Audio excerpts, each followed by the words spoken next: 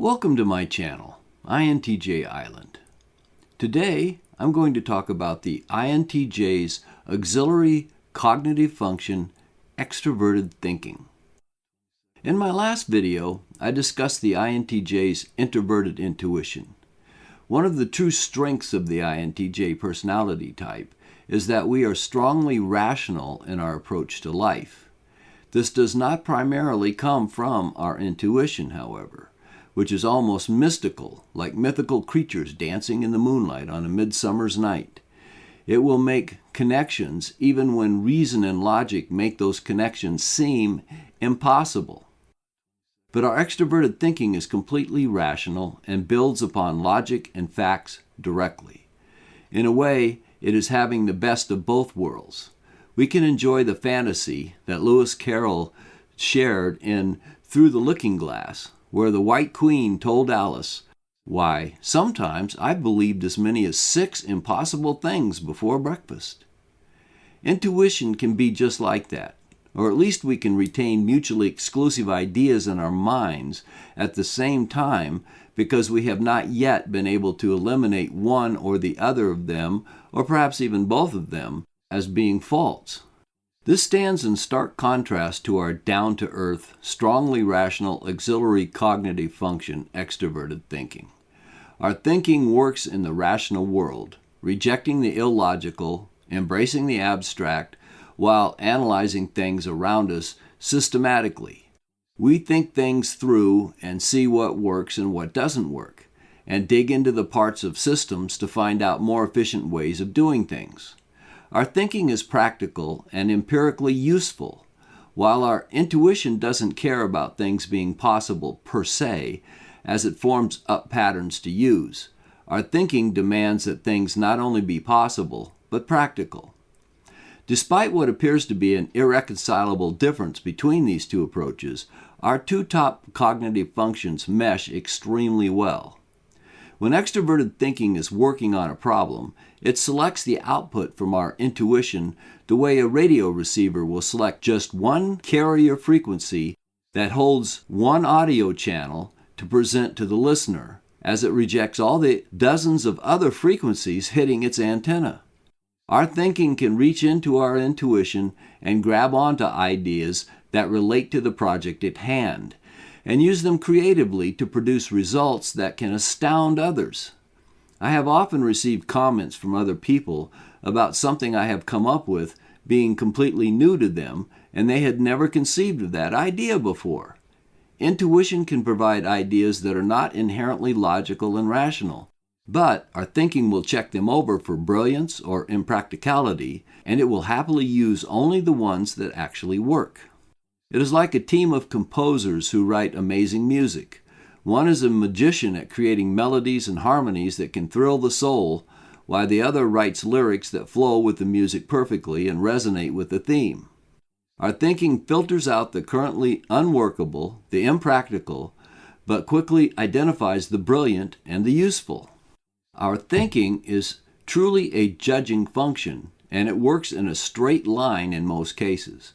It sees a goal and it moves straight for it. It creates timelines because they are efficient ways to measure our progress and to make sure we are on schedule to meet deadlines. Thinking wants results. Thinking wants excellence as well. A job isn't done unless it is done correctly. Thinking finds a way to move forward no matter what the current state of affairs. Standing still is not an option. I'm reminded of a scene in Ayn Rand's book, Atlas Shrugged, where Dagny Taggart had hired a contractor named Ben Neely to provide a service. Neely told her, "I did my best," and she replied to that, "I've hired you to do a job, not to do your best, whatever that is." This solidly is in the thinking side of the INTJ brain. We don't care about touchy-feely or if someone is happy in his job. Our thinking cares about getting the job done and done well. In the end, what is going to make even the feeling sorts of people the most happy? Job security and a good paycheck. And even a feeling type will, in the end, enjoy doing a good job. I think at the end of the day, every human, no matter what his personality type, derives some satisfaction from being part of a job well done. It might make him angry that the INTJ is so unfeeling, but then, when things turn out well, the guy still has a solid job, gets a nice paycheck, and can go home and brag to his friends about what he got done at work. It may not always work out that way, but I think it usually does. The INTJ seems cold and heartless at times, but in the end, he gets the job done, and everyone benefits from that. The thinking-intuition relationship is like a pair of brothers, where one is a genius recluse who never leaves his room, and the other is a practical thinking mover who can apply ideas that the recluse comes up with. They are not antagonistic to one another. They have a mutual respect and work together harmoniously. The genius in the room works hard to give mental treasures to his brother, and the thinking practitioner knows his success is partly his own and partly a gift from his brother. The thinker feeds in projects that need to be evaluated, and intuition sends back many possible ideas to be selected from. It is a dynamic and highly energetic process. It is a sign that the INTJ is alive and well when this is going on in full vigor. Extroverted thinking wants to be in control of its environment and workflow. It loves to have an organized, logical process to use quickly and efficiently to reach an important goal. That which is repetitious is honed to perfection and then gone through without having to think about it, as it helps to push forward the more creative and interesting aspects of the project. As a rule, feelings and emotions get in the way of smooth operation in a workflow. It is like oil on the road where your tires lose traction. Feelings are distracting and appear to be worse than useless because they do nothing to make things work better, and they can muddy things up and derail the project. So thinking usually will do all it can to remove emotions and feelings from the process, so things can move forward properly. As a practiced expert at sorting through and explaining the ideas and patterns from his genius brother intuition, thinking is good at helping others to see the point to his novel and creative ideas. Thinking is our method for making sense of the intuitive world of our dominant cognitive function. The visual side of our intuitive output finds a home in the thinking creations of charts, diagrams, mathematical formulas, and written letters, emails, procedures, protocols, and even stories for entertainment. Our extroverted thinking helps us, as INTJs, to connect our intuition to the minds of others as we logically construct theories, descriptions, and analogies to express the inner workings of our mind into the outside world. When I was still in high school, my folks had a lot of disagreements. They had trouble with communication, and I wanted very much to help smooth the troubled waters for them. I remember one evening my folks were having a disagreement, and Mom said something that triggered anger in my father. Her words conveyed an insulting and upsetting concept which made Dad angry. But I could see that her words did not convey the idea she was trying to share. My intuition quickly spotted what she was trying to say, and my thinking on the fly created a polished, correct formation of the idea in words. I asked Dad to consider this refinement of her statement, and he calmed right down. Mom said, "You always have a gift for words and how to say what I mean. I can't do that."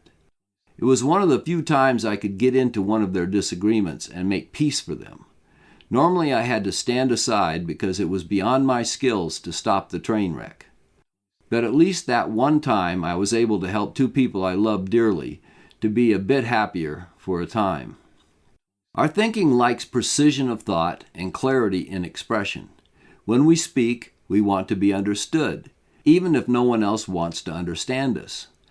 We offer our best construction of an idea for their contemplation. We can't help it. Sloppy expression of an idea is against our nature. Even when we are talking with people who seem so inept they couldn't possibly tie their own shoes, we speak for ourselves, if for no one else, and our own personality demands that we speak with clarity and precision. We have the data to back up our statement, and we hope we have an audience willing to examine it rather than simply melting into a puddle of emotional goo which rejects our ideas on irrational grounds.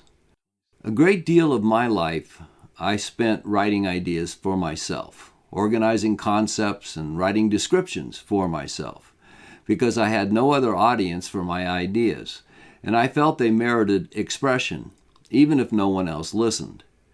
And they wonder why an INTJ enjoys being alone. Sadly, especially before the internet came along, it was the only way to get an intelligent conversation at times. A wonderful side to the INTJ is the world that intuition opens up to our thinking mind. We can create possible scenarios with our intuition and then flesh them out with our thinking. Writing fiction is one area where this process is a true joy. We can create a world outside of our current reality and then work it the same way we would work reality. We can create logical and systematic methods for our characters to use in a universe that never existed outside of our own heads. There is no way that an INTJ can be stuck in boredom. His mind will not allow it. Something is always brewing inside our intuition, and our thinking is happy to engage in even playful analysis of possible alternate realities. It is a form of an amusement park inside our brains, and we carry it around with us at all times. Why do loud environments trouble us so much? Because they invade our world of interesting thoughts and possibilities. If you think about it, which is what INTJs love to do, we carry a reputation for something that is completely misapplied to us. We are seen as arrogant and stubborn. If you tell us something that we know to be false, sure, we will squash that idea like a bug, and it might appear to be arrogance acting. But it is not. It is thinking that is acting. If something is demonstrably false, it has no right to be presented to us as fact. We are doing a favor to point out the flaws in the idea. We almost always attack ideas, not people. If your ideas are bad, that doesn't make you bad, only misinformed. We attack your ideas to show you why you should change your view. We have no ill feelings towards you because you are wrong. In fact, this is not feeling-based at all. It is logic and reason at work. But for those who use feeling as their judging function, their ideas, even when they are patently and demonstrably false, may be connected up closely to their self-esteem, and when you show the flaws in their ideas, it can appear to be a personal attack. When irrational ideas with glaring intellectual flaws are presented to an INTJ, he will usually do one of two things. He will either point out the obvious flaws in the misguided ideas, or he will simply see that this conversation is pointless and will walk away. In either case, the one who made the assertions might misinterpret the INTJ's actions as being arrogant, antisocial, and unfeeling. However, if you can present your ideas with facts and logical arguments that hold together, you'll find a thinking INTJ to be quite ready to change his mind. When a child speaks, I listen intently. There have been times when I have learned from a child, and I welcome such an opportunity. However, when a fool speaks, he shows his mental inadequacies swiftly, and I therefore lose interest just as quickly. INTJs are well known for being loners. Part of the reason for that is that we often produce our best ideas when we're alone. We can move at our own pace from topic to topic and dig as deeply as we please when we don't have to answer to someone else or deal with interruptions from outside. Another part of this is the fact that it is a waste of time to argue with unthinking human beings, and unfortunately, the world is abundantly supplied with them. Alone, we wrestle with facts and ideas, but in a group, we wrestle with ignorance and intractable irrationality. In closing, I will point out the fact that you can see the dynamic output of the intuition thinking INTJ powerhouse in geniuses of the past like Sir Isaac Newton and those of the present like Elon Musk. Let me know in the comments how your own extroverted thinking presents itself in your life. How do others react to your rational ideas? If you enjoyed the video, please click like. And if you haven't subscribed yet, please do. I'll see you next time.